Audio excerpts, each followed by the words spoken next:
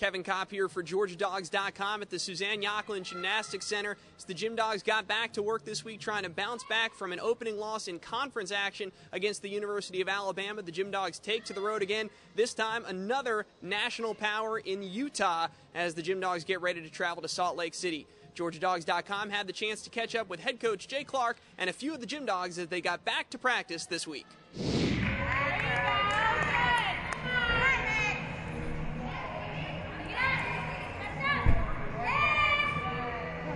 This week we met and we talked a lot of things out, and I think the team's really in a great place right now mentally. And yesterday and today so far have been fantastic workouts. So it's going to carry over. It's a matter of when. It's not a matter of if. And so we feel good about what our preparation has been each of the last 3 weeks. And at some point you're going to see that team show up in a competition, and when they do, it's going to be great. We're seeing some other people push people in the lineup, whereas the first couple of weeks it was pretty much set. We had 6 or 7, and that's all we had. We got some of the freshmen are getting their legs under them a little bit. Gina Nuccio has kind of gotten back into the mix on both ball and floor, and that just helps sharpen everyone. Grace Taylor is back in the mix on floor as well, so we're beginning to get a little more numbers, and that's always a healthy thing in terms of your training and sharpening everyone and making sure that everybody's on their toes, because if they're not, they won't be in the lineup. I've gained experience so far from these past 2 meets, and I'm going to put that under my belt and use that to help me.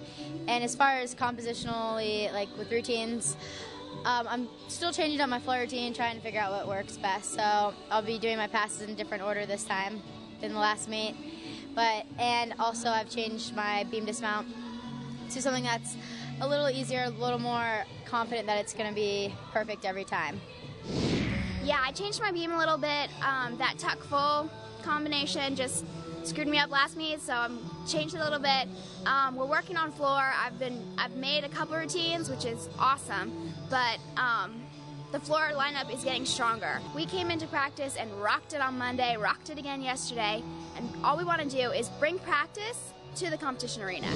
You've had 2 things that they've gotten out of the system. One of them is the first meet with all the hype and all the buildup that went along with the transition, and then they got the first road trip under their belt with a crowd of 15,000. I certainly don't think there should be any kind of intimidation factor or any kind of tightness at all. If anything, they should be, out to prove a little something to themselves and to really take what they do here in the gym and finally bring that to the competition floor. And that's really all we're asking. Win or lose, what we're trying to get them to understand is that they're fully capable of being in the mix with anybody. And to show that on the floor is only going to build their confidence, and that's what we're trying to get them to do, build confidence.